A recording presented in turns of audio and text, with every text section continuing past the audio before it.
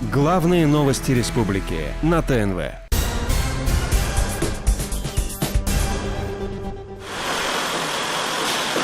Булат Баязитов – один из старожилов на рынке прохладительных напитков. Свой бизнес вместе с компаньоном начинал почти четверть века назад. Говорит, в лихие 90-е конкурировать в основном приходилось с дорогостоящими импортными напитками, а своя продукция уходила на ура. Сейчас ситуация поменялась кардинально. Местных игроков стало в разы больше, конкуренция сумасшедшая, а рентабельность упала. Поэтому, чтобы сохранить позиции на рынке, мало снижать затраты и обновлять производство, нужно всякий раз искать новую фишку. В 2015-м Булат открыл в соседнем Башкортостане практически в чистом поле еще один завод прохладительных напитков. В этом своем шаге он видит сразу несколько плюсов. Во-первых, производство появилось в экологически чистом районе Башкортостана, а значит качество воды соответствующее. Плюс предприятие подтягивается ближе к объектам новых продаж. Есть и еще один плюс, который для Баязитова стал приятным сюрпризом. В Башкортостане предприниматель получил массу преференций и льгот, о которых в родной республике даже и не мечтал. Любой организационный вопрос решается быстрее, без лишних проволочек. Если в Татарии вообще нет никаких шансов получить какой-то грант на развитие бизнеса, именно живые деньги, то вот по программе развития Северо-Востока Башкирии мы вообще без напряжения получаем эти деньги, и у нас там все новые виды оборудования закупаются и устанавливаются на предприятиях именно в Башкирии, а не здесь. Согласно данным Министерства экономики, более 1400 предпринимателей Татарстана осуществляют свою деятельность за пределами республики. Больше всего в Башкортостане, Самарской области и Удмуртии. Почему малый бизнес мигрирует в соседние регионы, обсудим с экспертами чуть позже. А пока взглянем вот на эту карту Татарстана, лидеров и аутсайдеров малого бизнеса. Обратите внимание, лидеры располагаются вблизи крупных промышленных центров и центров агломераций – Казани, Набережных Челнов и Альметьевска. Среди аутсайдеров, помимо Рыбнослободского, Сармановского, Новошишминского, Аксубаевского районов, приграничные территории – Агрызский, Бавлинский, Дрожановский, Спасский, Алькеевский, Кайбицкий районы. Но миграция наблюдается и в относительно успешном Кукмарском районе. Местные предприниматели открыли производство посуды в соседней Кировской области. Не ощущали поддержки, стороны Кукмарского района, администрации. И там просто предложили условия, там свободные площади были. Мы как переехали туда, сейчас самый крупный налогоплательщик, по-моему, уже.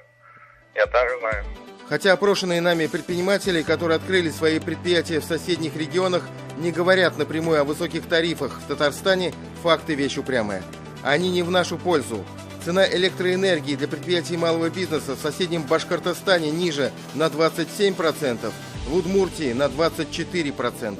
У нас иногда трудно прогнозировать рост тарифов. Чтобы на какой-то период, на реализации проекта, это 3-5 лет, все-таки тарифы, они либо были фиксированы, либо номинированы в чем-то более устойчивом, либо уже на 5 лет какой-то монотонный небольшой рост он был заложен.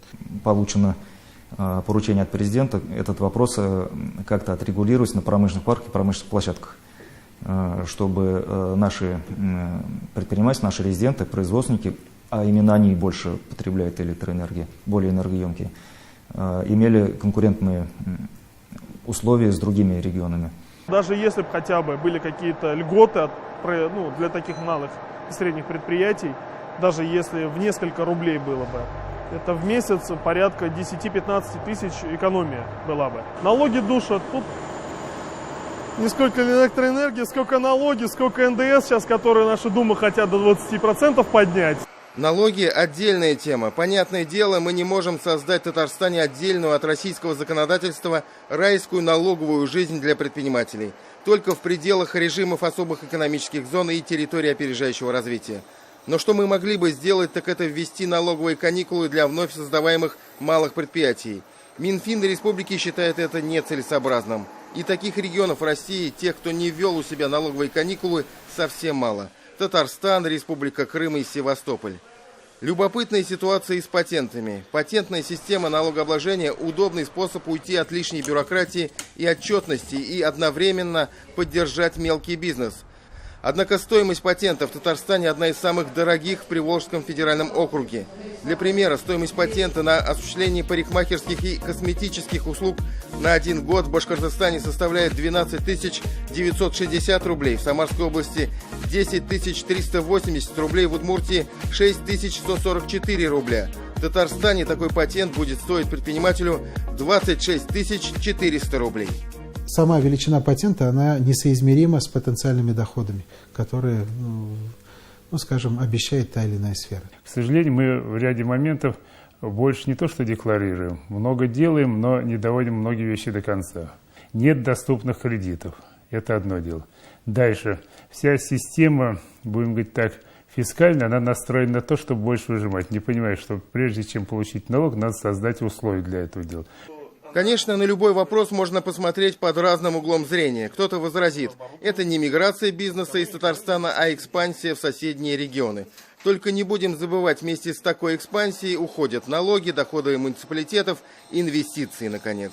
Булат Баязитов не скрывает работы, у него прибавилось в связи с открытием нового производства в Башкортостане, но он не жалеет. А если бы такие же условия или даже лучше ему предложили здесь, как бы он поступил? Вопрос риторический. Если нету необоснованного притеснения, то человек вряд ли уедет. Гораздо комфортнее работать и жить там, где ты длительное время проживал. Взять и уехать в другой район – это же всегда стресс.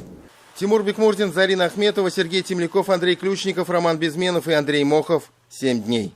Черное озеро. По будням в 21:00.